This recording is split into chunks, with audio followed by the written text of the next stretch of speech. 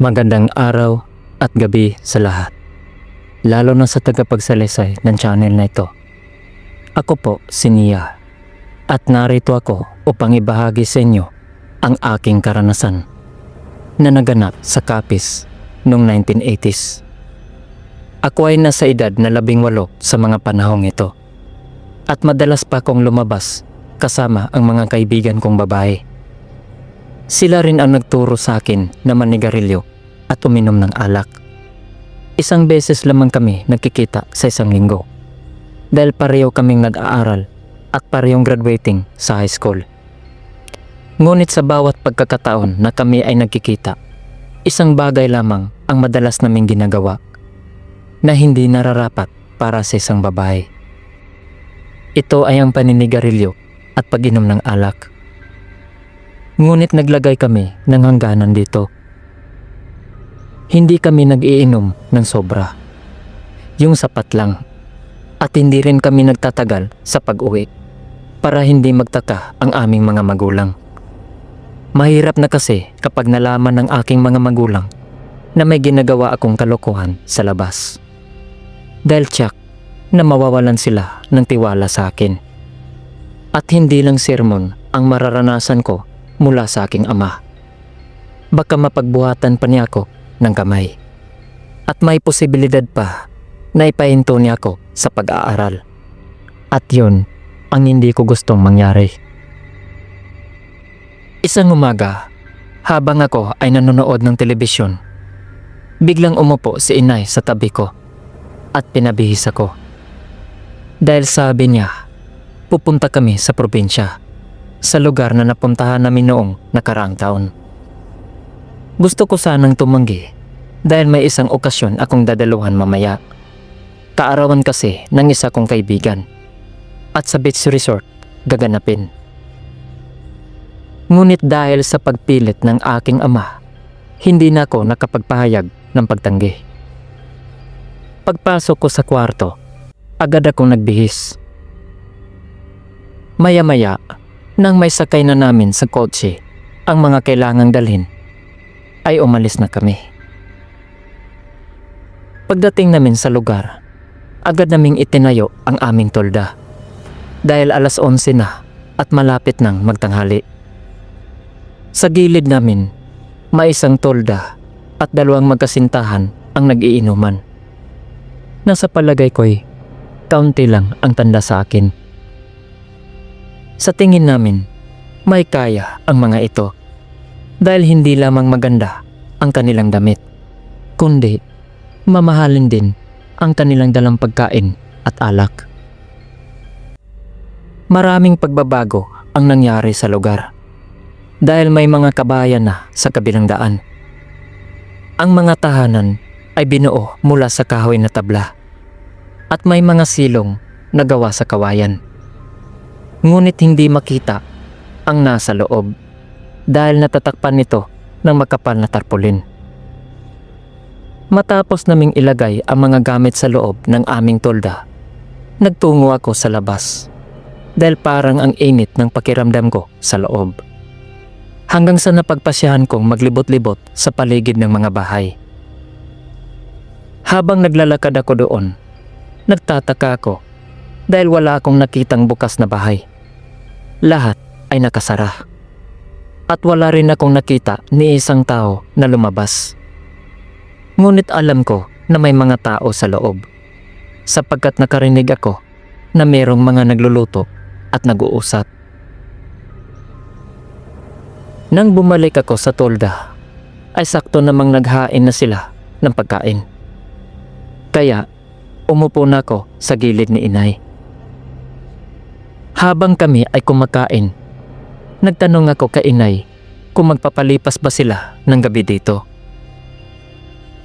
Sa halip na siya ang sumagot, si itay ang tumugon. Ang sabi niya ay baka nga. At bakit daw ako nagtanong? Sumagot naman ako na wala lang. Ngunit ang totoo, kung ako lang ang masusunod, hindi ako papayag na magpalipas ng gabi dito. Dahil may kutob ako na tila hindi mababait ang mga tao rito. Kasi kanina, nung ako'y naroroon pa sa kabahayan, may nakita kong isang bagay sa kabilang tahanan na nagdulot sa akin ng pangamba. Dahil sa labas nito, may mga malalaking kaldero at kawa na sa tingin ko ay kasyang-kasya ang isang tao. May mga tuyo pang dugo na dumikit doon. At lalong tumindi pa ang aking kaba nang yun ay lapitan ko. Dahil may mga hibla ng buhok na dumikit, na tila buhok ng isang tao. Dahil sa pagpatuloy kong iniisip ang mga bagay na yun, hindi na ako kumain ng marami. Dahil baka maisuka ko pa ang mga kinain ko. At yun ang ayaw kong mangyari, upang hindi mag-alala ang aking mga magulang. Maya-maya, nang sila ay tapos na, ay tinipon ko ang lahat ng mga buto sa isang mangkok at ipinakain ko ito sa isang aso na nandoon sa kabilang daan. Ngunit ibang daan yun. Hindi yun doon sa lugar na merong mga tahanan. Nang ako'y pabalik na, bigla akong natigil nang makakita ko ng isang binatilyo na nakatayo sa tabi ng talayban. Seryoso itong nakatingin sa akin na parang ayaw niya na nagpunta ko sa lugar na ito. Bago ako nakapagpatuloy sa aking paglalakad, siya ay nagbigay ng payo na umalis na kami sa lugar habang maaga pa. Dahil delikado na raw ang lugar na ito kapag dumating na ang dilim. Hindi na raw ito katulad ng dati na labis na tahimik at mapayapa. Idinagdag pa niya na maraming tao na ang nagkamping dito na hindi na nakauwi at ang mga katawan ay hindi na natagpuan. Kaya yun daw ang dahilan kung bakit wala nang pumupunta rito. Dahil nais kong malaman kung sino ang may kagagawan sa pagkawala ng mga taong pumupunta rito, tinanong ko siya kung alam ba niya kung sino ang may gawa. Dito na ako nagkaroon ng kilabot nang marinig ko ang kanyang tugon. Dahil ayon sa kanya, hindi raw mga tao ang may kagagawan, kundi mga aswang na naninirahan sa pook na ito. Bago siya umalis, nagbigay siya ng payo sa akin na bago mag-alas 6 ng gabi, kailangan ay nakaalis na raw kami. Nung ako'y naglalakad pabalik, hindi ko inaasahang may makikita ako at hindi ko alam kung ito ay tunay o isang imahinasyon lamang. Dahil sa pagdaan ko sa isang tulda kung saan naroroon ang magkasintahan, ay biglang lumakas ang tibok ng aking dibdib sa gulat.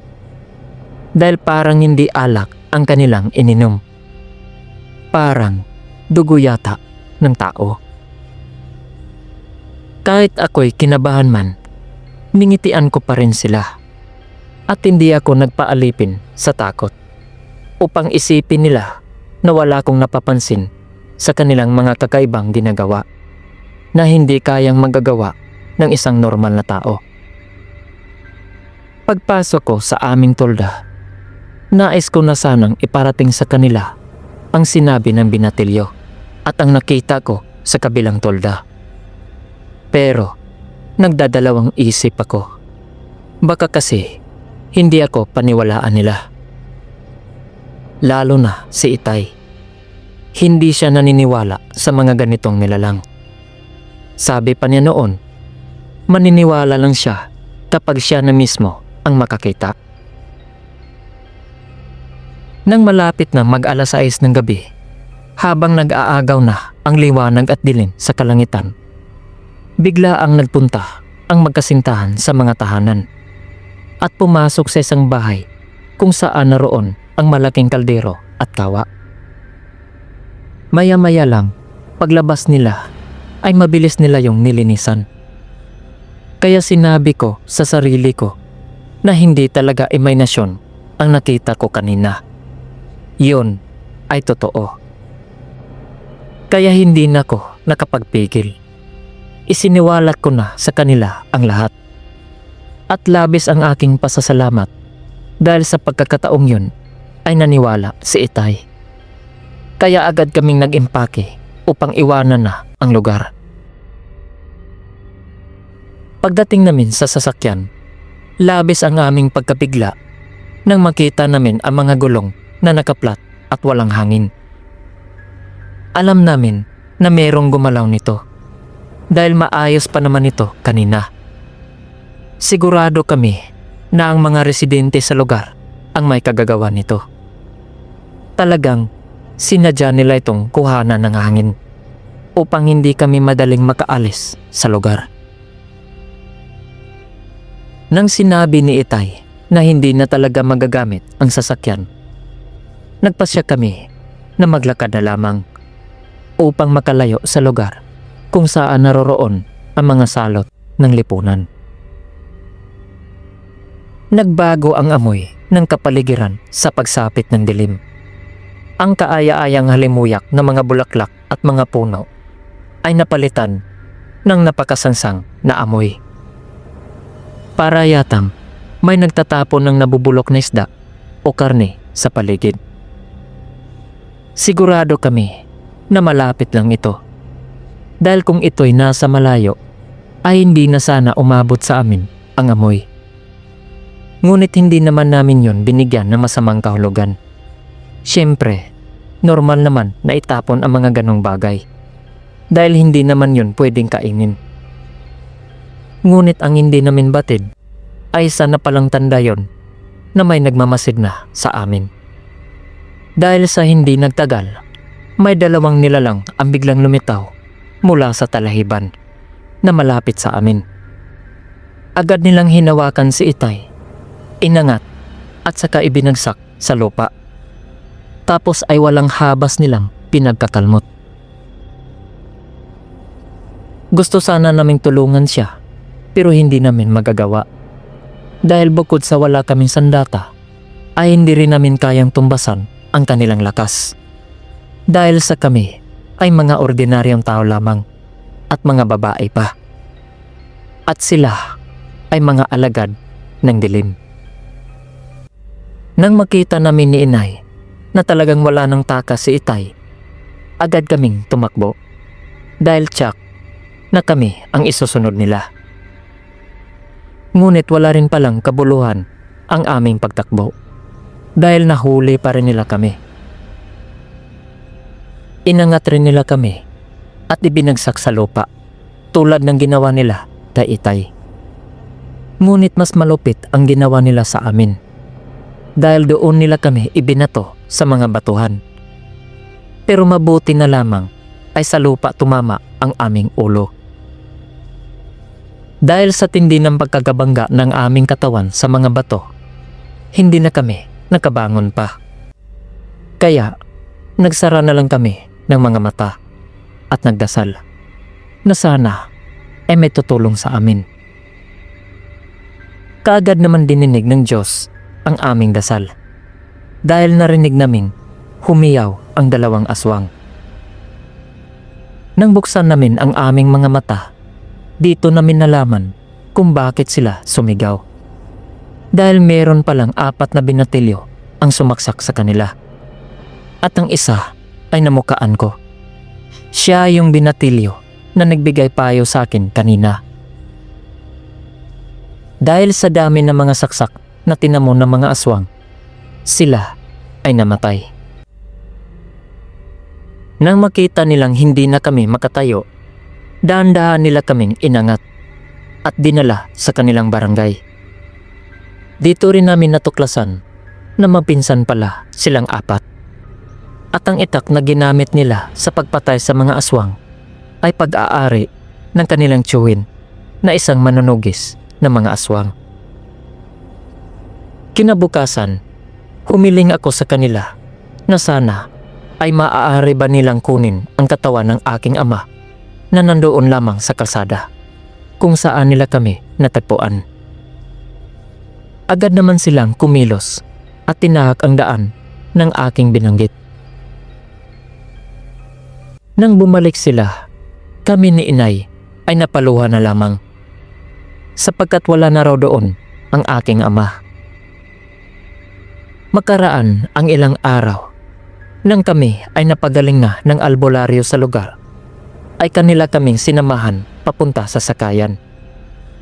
At bago kami nakasakay, nagtanong sila kung may naiwan ba kaming bagay doon sa kabilang nayon.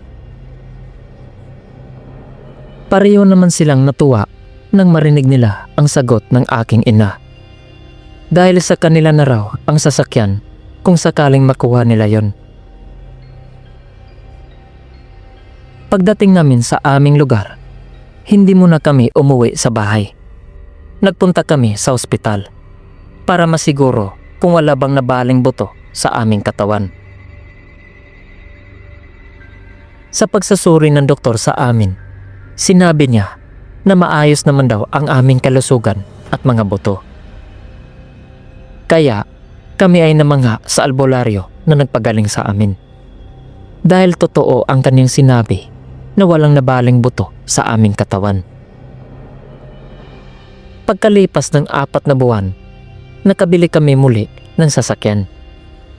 At siya na ang namamahala sa naiwang negosyo ni Itay. Hindi na siya nag-asawa muli. Ginugol na lamang niya ang kanyang oras sa negosyo. Nga pala, ang negosyo ng aking mga magulang ay 2.